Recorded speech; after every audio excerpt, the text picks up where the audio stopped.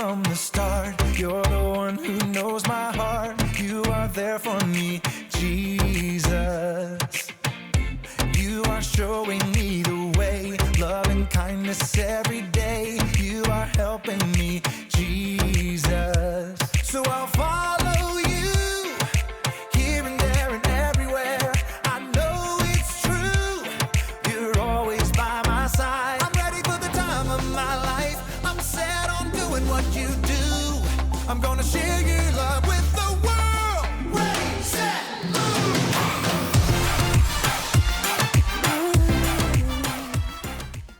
Discover the story that shows you the character of God.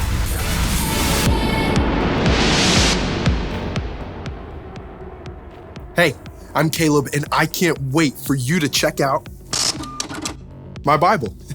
This one big book is actually like a library of 66 smaller books. We've got history, poetry, words of wisdom, personal letters, and much more. God inspired dozens of master storytellers over hundreds of years to write down these words for the people who lived then and for us now. Together, these books tell the epic story of how God created a perfect, beautiful world and everything in it, including us. Even when we turned our backs, God crafted a plan to bring us back into relationship.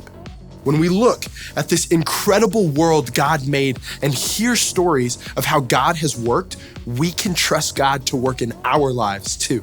That's where true faith comes from. And I have 4 stories of the early church to show you what it can look like. We get started in the book of Acts. Here, a religious leader named Saul has an A+ grade in making trouble for Jesus followers. In fact, Saul gets permission to travel to the city of Damascus and make trouble for the believers there too. He's almost reached the city gates when a blinding light flashes all around Saul and knocks him off his high horse, in more ways than one. We stay in Acts chapter 9 for our next story. Saul, now blind, has been taken to a home in Damascus. 3 days later, God calls to Ananias, a Jesus follower in the city. God tells Ananias to go to Saul and pray for him. But Ananias knows all about Saul. He's like, why would I give a hand up to someone who's trying to take us down? Great question. Moving on to Acts 10. Here, an angel from God shows up while a Roman commander, Cornelius, prays. God tells him to send for a man named Peter. Meanwhile, as Peter prays the next day, God gives him a super vivid dream. A sheet from heaven filled with a whole zoo of animals seems to lower from heaven. And God tells Peter to have a cookout and eat up. What? It's a pretty crazy word picture, one that will send Peter straight to the home of Cornelius. We wrap up in Acts 12. Peter continues to share the good news about Jesus, but King Herod wants to put a stop to it. He throws Peter in prison and orders that he be guarded by 4 soldiers at all times. Peter faces trial and even death. But when other Jesus followers call out to God for help, God sets the stage for a Mission Impossible style prison break. The believers in the early church couldn't see Jesus with their eyes anymore, but they could see him in all the amazing things that God was doing. That made their faith strong. And I can't wait to see how that kind of faith shows up in you and me.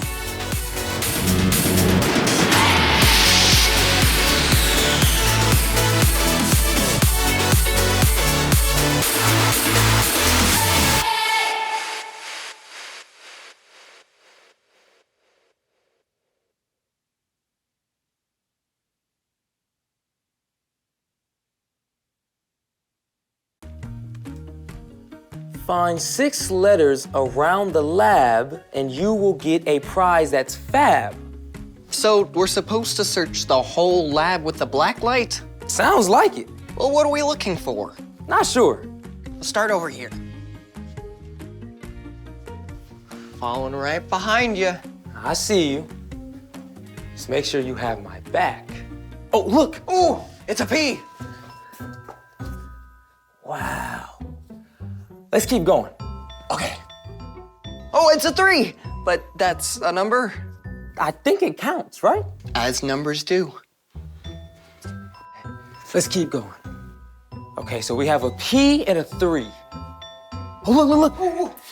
An L. The plot thickens. Yeah. I think we gotta find some more. Ooh, right behind you. We gotta find some more, Zeke. Oh, look. X marks the spot. Arg, matey. Okay, so we've got 3, P, L. X. Okay, 2 more. Right, that's 4. I'm kind of scared, Zeke. Don't be, I'm right here. Oh, here's an A. Scared me. Okay, 1 more. One more. What have we got so far? 3, P, L, X, A. 1 more. One more. Where is it?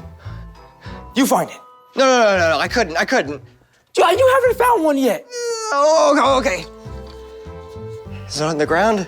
No. Is it on the ceiling? No. Ooh, you're moving too fast. Oh, sorry, where are you? Oh, there it is! Whoa. The C. Okay, so that's 6. Right. What have we got? We're done. Okay. 3. P. L. A. X. C. That's all of them. 3. I said that. We're done. We're done. Finally. Lights. Okay, that was 6. What have we got? The 3 exact. What if we rearrange the letters? Nope. Oh, C-3PO. You know. Sir, the possibility of us successfully navigating the asteroid field is approximately 3,720 to 1. There's no O. Wait, let's see what it looks like with the 3 and the X put together. Wait, I got it. Oh, good, clap 3 times. So we're supposed to clap 3 times? You can do the honors. Okay. You ready? Yes.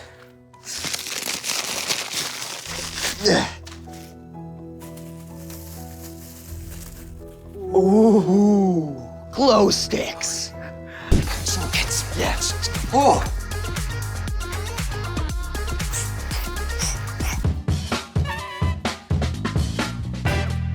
Hey everyone, I'm Brian. Today, I want to introduce you to a man named Saul. Now, if there was such a thing as a model Pharisee or Jewish religious leader, Saul was it. Saul, also known as Paul, was born as a Roman citizen, which gave him special privileges. Growing up, he studied the scriptures until he knew them inside and out. As the early church grew, Saul was just as upset as the other religious leaders. When a Jesus follower named Stephen was sentenced to die, Saul stood by in approval and actually held the coats of the men who threw stones at Stephen. Saul was absolutely certain that Jesus' followers were a threat and that the best way to please God was to get rid of them. He began going house to house, dragging believers off to prison, and when the new believers scattered to other towns, Saul wanted to follow. He took his plan to the high priest. Give me letters to the synagogue in Damascus. Then I can go and hunt down men and women who belong to the way of Jesus. We'll arrest them and bring them back here to Jerusalem. Fantastic idea. Consider it done. With the approval of the high priest, Saul gathered a group of men and supplies for the journey. Now, Damascus, which was the capital of Syria, is around 150 miles from Jerusalem, so that would have taken nearly 2 weeks to travel on foot. But Saul hated the followers of Jesus so much that he couldn't wait to get on with it. After long days of travel, Saul's group finally neared the city of Damascus. The noonday sun shone down bright and hot, but Saul charged ahead, eager to carry out his plan. We'll find them all. We'll stamp out this dangerous Jesus nonsense. Then, something happened. Something that would change Saul's life in an instant. A brilliant light flared from heaven, so bright the sun seemed dim. A voice spoke from the light. Saul, Saul, why are you opposing me? Who are you, Lord?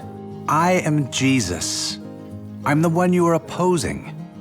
Okay, now imagine for a moment that you're Saul. You thought Jesus was just a troublemaker who was killed, dead and gone. Yet now he's alive, speaking to you from a blaze of light. It's like your whole world tips upside down in an instant.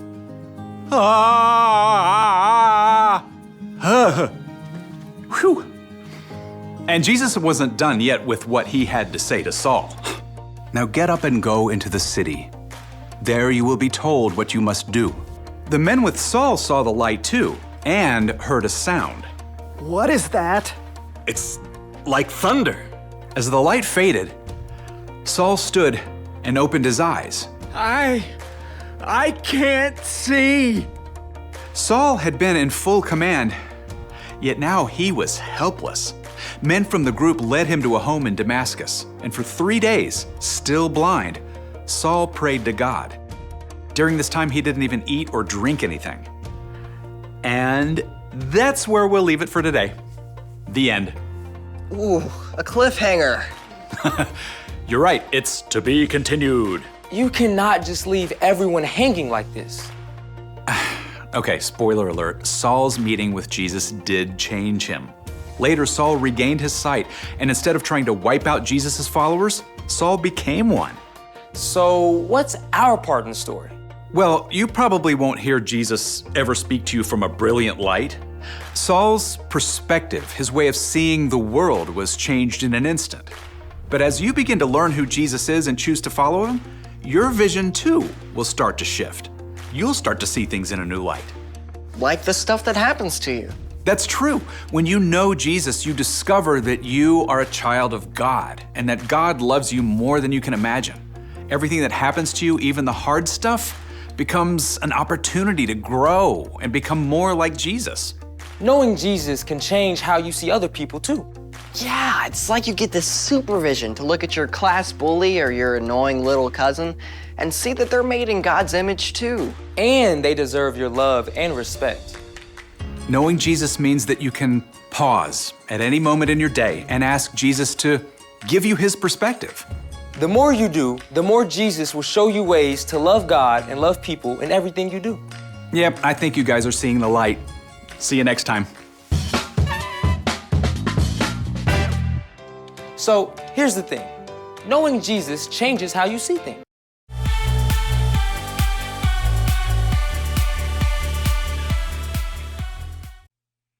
Sometimes things are out of my control.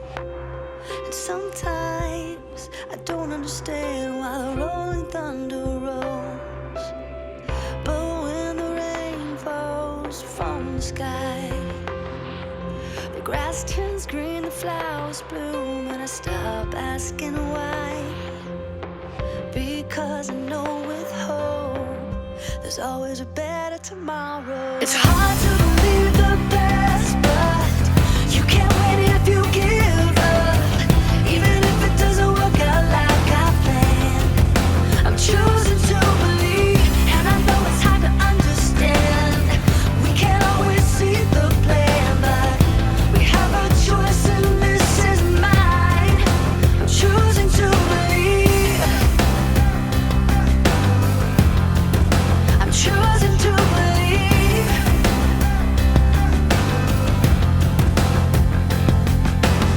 When hard things start to come my way, and when it's hard for me to see a brighter day, then I see a rainbow in the sky. I can feel the love around me. I feel like I can fly, because I know with hope there's always a better tomorrow. It's hard to believe the best, but you can't win if you give up.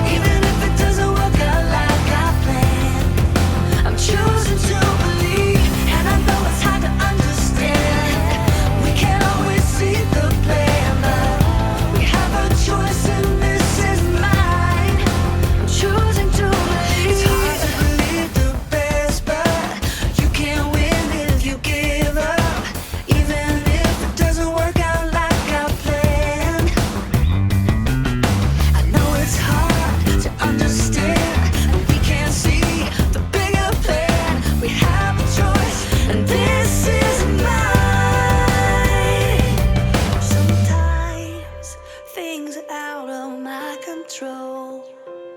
And sometimes I don't understand why the rolling thunder rolls.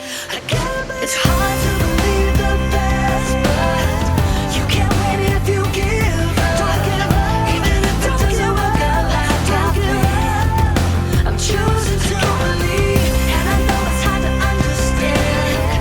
We can't always see the plan, but we have a choice, and this is mine. I'm choosing to believe. I'm choosing to believe. Yeah. I'm choosing to believe.